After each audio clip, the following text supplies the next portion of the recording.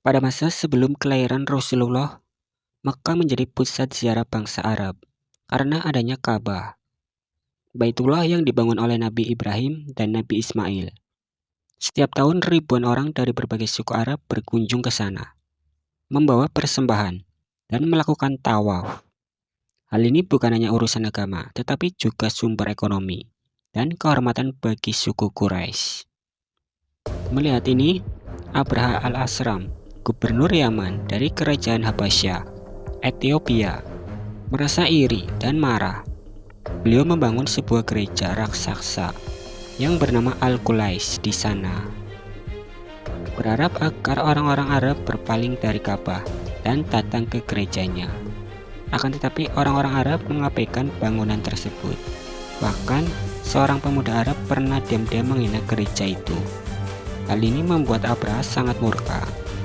Lalu beliau bersumpah untuk menghancurkan Ka'bah dan mengalihkan seluruh perhatian ke tempat ibadah yang ia bangun.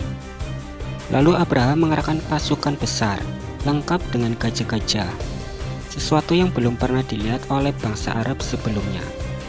Gajah utama bernama Mahmud, sangat besar dan menjadi simbol kekuatan Abraha.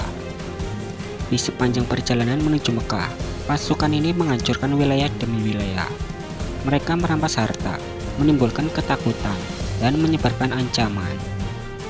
Ketika mereka mencapai Taif, suku-suku di sana memilih tunduk, dan akhirnya pasukan Abraha sampai di pinggiran Mekah, di daerah yang bernama Al-Mugamis. Setibanya pasukan Abraha mulai mendekat, masyarakat Mekah mulai panik. Mereka tidak punya kekuatan untuk melawan pasukan sekuat itu. Dan Abdul Muthalib, kakek Nabi Muhammad SAW dan pemimpin Quraisy saat itu, memutuskan untuk tidak melawan secara fisik. Mereka menemui Abraha dan hanya meminta unta-untanya yang telah dirampas. Lalu Abraha mengejek Abdul Muthalib dengan berkata, "Aku datang untuk menghancurkan rumah Tuhanmu, dan kau hanya meminta unta." Lalu Abdul Muthalib menjawab dengan penuh iman, "Aku adalah pemilik unta-unta itu, sedangkan Ka'bah, ia memiliki robnya sendiri yang akan melindunginya." Lalu kaum Quraisy pergi meninggalkan Mekah, menyerahkan semuanya kepada Allah Subhanahu wa Ta'ala. Ketika pasukan Abraha bersiap untuk ke Mekah, tiba-tiba Gajah Mahmud menolak bergerak. Gajah itu hanya duduk, menolak untuk melangkah ke arah Ka'bah. Ini adalah pertanda jelas bahwa kekuasaan Allah segera datang. Lalu datanglah sekelompok burung-burung kecil dari arah laut. Diabadikan dalam Quran Surah Al-Fil ayat 3 dan 4.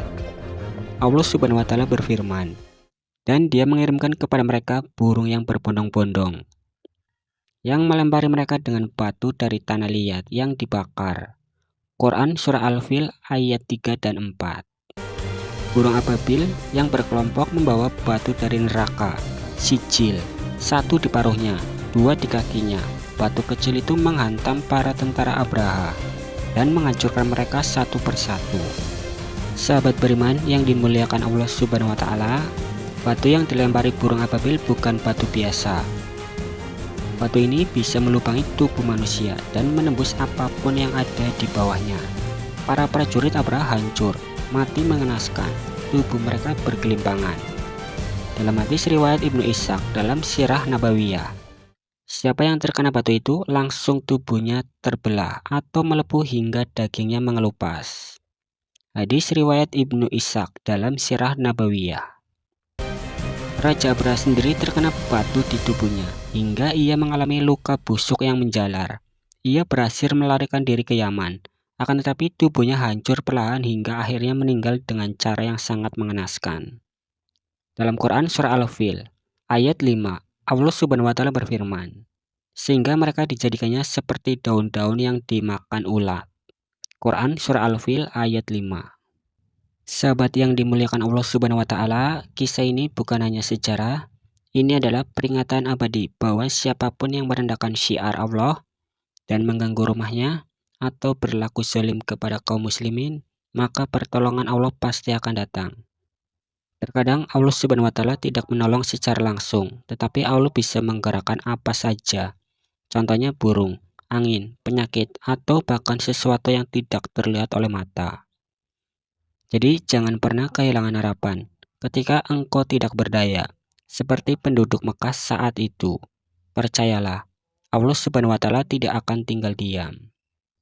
Sahabat yang dimuliakan Allah, semoga kisah burung ababil dan pasukan Raja Abraha ini menambah iman kita bahwa pertolongan Allah itu nyata, bahwa Ka'bah bukan sekedar bangunan, tetapi simbol iman dan tauhid.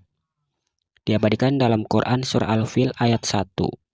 Allah Subhanahu wa Ta'ala berfirman, "Tidakkah engkau Muhammad perhatikan bagaimana Tuhanmu telah bertindak terhadap pasukan bergajah?" Quran Surah Al-Fil ayat 1.